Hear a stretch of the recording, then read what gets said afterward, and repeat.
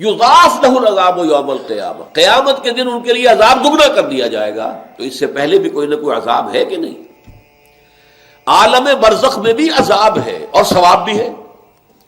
حضور نے فرمایا صلی اللہ علیہ وسلم کہ قبر جو ہے کسی انسان کی، وہ یا جہنم کے گڑھوں میں سے ایک گڑھا ہے اور یا جنت کے باغیچوں میں سے ایک باغیچہ ہے۔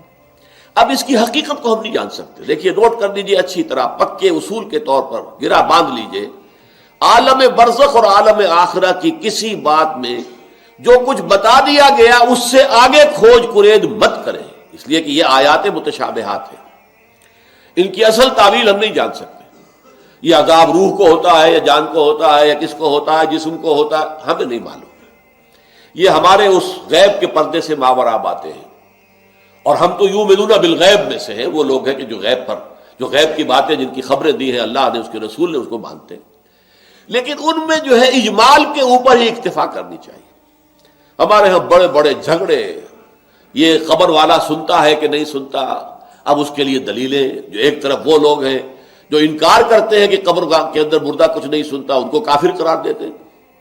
دیوبند کے مسلک کے لوگوں کے اندر بھی یہ ایک دوسرے کے لیے کفر کے فتوے موجود ہیں کہ جو نہیں مانتا سماع موتا کو وہ کافر ہے، دوسرے کہتے ہیں جو مانتا ہے سماع موتا کو وہ کافر ہے، مردہ کچھ نہیں سنتا۔ اب احادیث میں آتا ہے، احادیث میں تو یہ آتا ہے کہ جب دفن کر کے جاتے ہیں لوگ مردے کو، تو وہ مردہ ان کے قدموں کی چاپ سنتا ہے کہ وہ جا رہے ہیں واپس۔ اسی طریقے سے بہت سی احادیث موجود ہیں۔ حضور کا تو خاص کشف کہ آپ نے دیکھا کہ مردوں کو اس وقت عذاب ہو رہا ہے، یا کہ مردوں کا معاملہ یہ ہو رہا ہے۔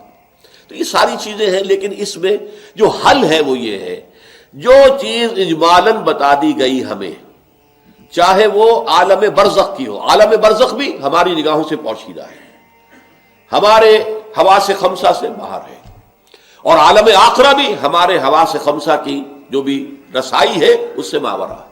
اس میں بس جو بات آ جائے وہ مانیے، اس کی تفصیل میں ہرگز نہ جائے۔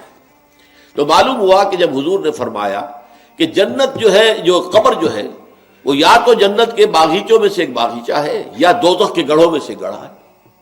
کہیں ایسے بھی کہہ دیا گیا کہ قبر میں جب مردہ جو ہے داخل ہو جاتا ہے تو یا تو ایک کھڑکی کھول دی جاتی ہے جنت کی طرف، جس سے جنت کی ہوائیں اور خوشبوئیں اسے آتی رہتی ہیں، روح و ریحان، اس سے وہ فائدہ مند ہو رہا ہے ابھی سے۔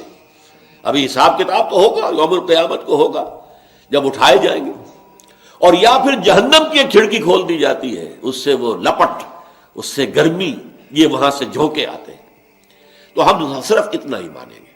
اب یہ روح کو ہے یا جسم کو ہے، یہ عالم برزخ میں قبر پر ہے یا کہیں اور کہیں عالم ارواح کے اندر، واللہ عالم۔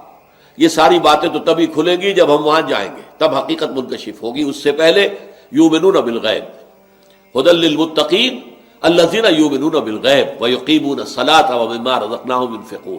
قرآن مجید کی ہدایت سے استفادے کی شرائط میں سے یہ ہے کہ آپ غیب پر بس ایمان لائیں جو بتا دیا گیا۔